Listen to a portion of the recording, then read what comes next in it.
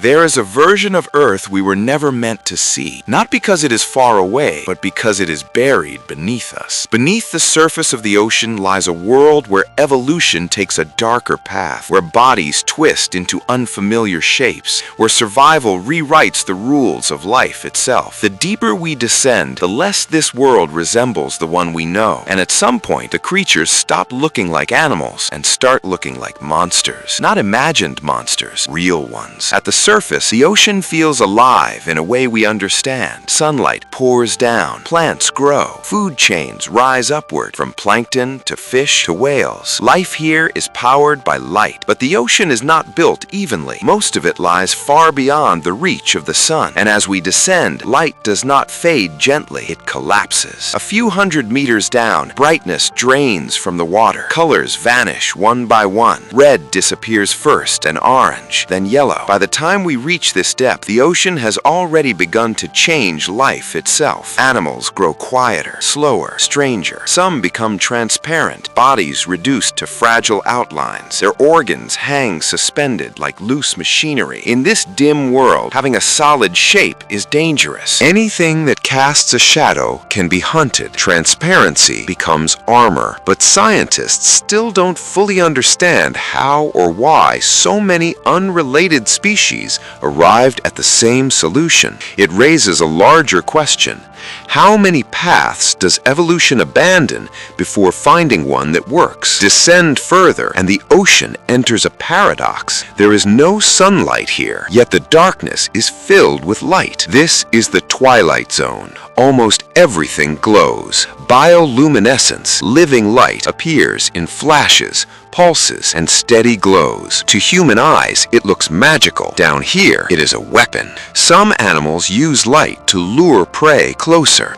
Others use it to signal mates in the darkness, and some use it to erase themselves entirely. They glow on their undersides, perfectly matching the faint light above. From below, they disappear, camouflage by imitation, light used to hide from light. Nearly 3/4 of animals at these depths produce bioluminescence. But scientists still don't know why it became so widespread, or why evolution invested so heavily in something so costly. The deeper we go, the more survival begins to rely on deception. Each night, something astonishing happens. As darkness falls at the surface, billions of animals rise from the deep. Fish, squid, jellies, they climb hundreds of meters upward to feed, then sink back down before sunrise. This is the largest migration on Earth, larger than all herds and flocks combined. And yet, humans didn't discover it until the 20th century. Naval sonar once mistook it for the ocean floor itself, an entire moving layer of life. Even now, scientists don't fully understand how this migration shapes the planet's carbon cycle, or what happens when it is disrupted. This invisible rhythm has been happening every night for millions of years, unseen, unheard, and mostly unexplored.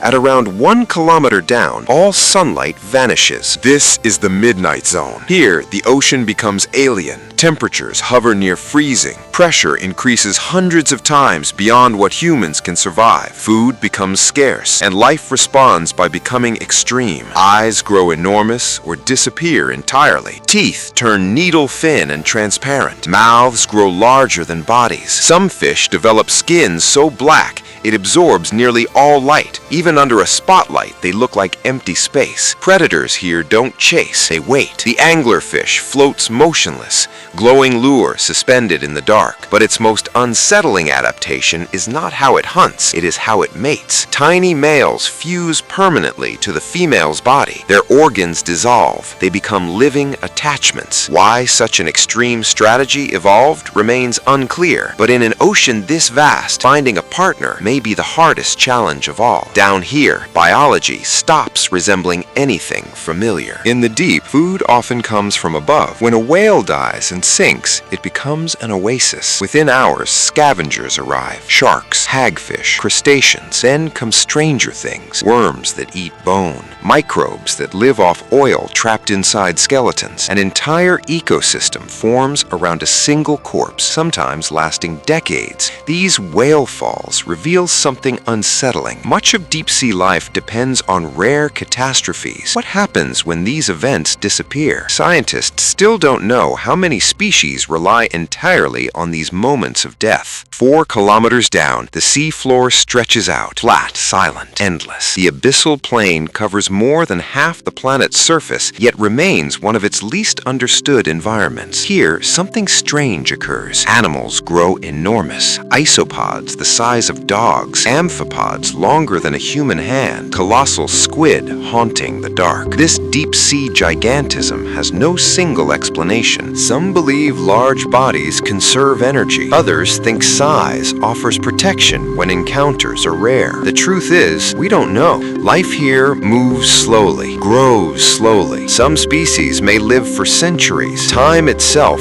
feels stretched. Beyond the abyss lie the trenches. These are scars in the planet, places where tectonic plates collide and the seafloor collapses inward. The deepest point on Earth lies nearly 11 kilometers down. The pressure here is crushing beyond comprehension, and yet life survives. Delicate snailfish drift through the darkness. Shrimp-like creatures swarm the floor. Microbes live off chemicals leaking from the Earth's crust. They do not need sunlight. They do not need plants. Their food web begins with stone and chemistry. This raises a disturbing possibility. If life can thrive here, where else might it exist? Icy moons like Europa and Enceladus hide oceans beneath frozen shells. Warmth comes not from sunlight, but from internal heat. The deep sea becomes a blueprint. Studying Earth's monsters may help us recognize life elsewhere. What looks impossible may simply be unfamiliar. Despite everything we know, more than 80% of the ocean remains unexplored.